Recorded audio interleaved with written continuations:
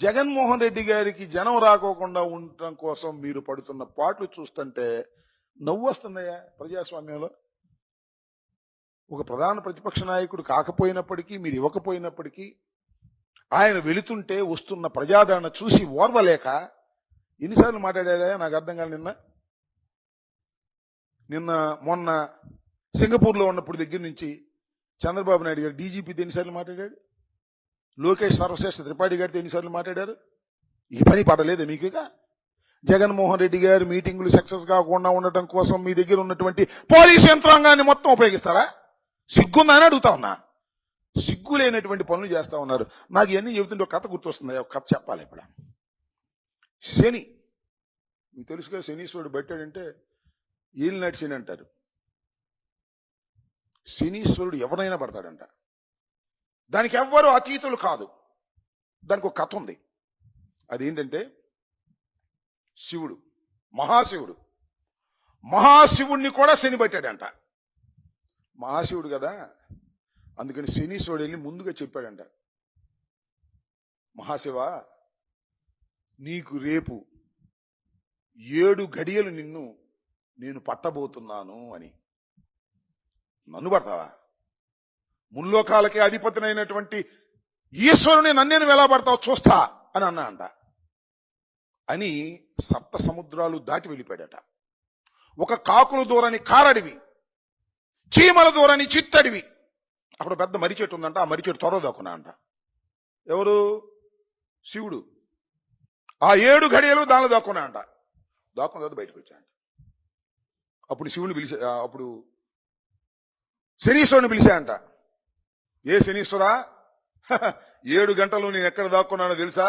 నన్ను పట్టుకున్నావా అన్నా అంట. నేను పట్టుకోవసరం లేదు, ముల్లోకాలు ఏలేటటువంటి వ్యక్తివి నువ్వు, చక్కగా అక్కడ ఉండవలసినటువంటి వ్యక్తివి. ఇన్ని 7 సముద్రాలు దాటి కాకులు దూరని కారడివి, చీమలు దూరని చిట్టడివిలో ఒక మర్రి తొర్రలో దాక్కున్నావంటే అంతకన్నా శనీయం కావాలయ్యా అన్నా అంట.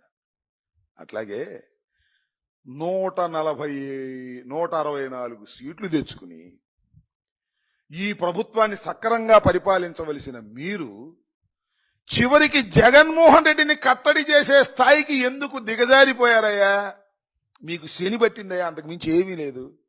11 మంది శాసనసభ్యులు, పులివెందుల ఎమ్మెల్యే అని రోజు వాగేవాళ్ళు మీరు జగన్మోహన్ రెడ్డి గారు ఒక్క చోట పర్యటనకు వెళుతున్నాడు అంటే మీకు ఇదేగా?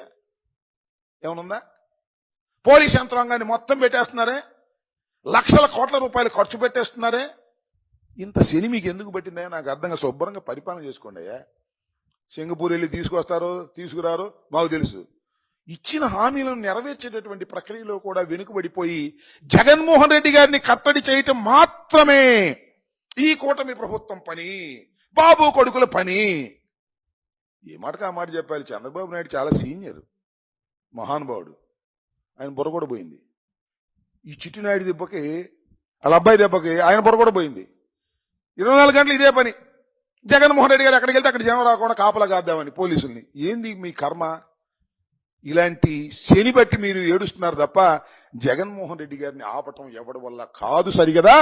ఈ 5 సంఘటనలో కూడా జగన్మోహన్ రెడ్డి గారు అద్భుతమైనటువంటి నాయకుడు, జగన్మోహన్ రెడ్డి గారు ప్రజాభిమానం కలిగినటువంటి నాయకుడు అని మీరు నిరూపించి బ్రహ్మాండమైన పని చేశారయ్యా. నాకు దానిలో ఏ విధమైన సందేహం లేదు.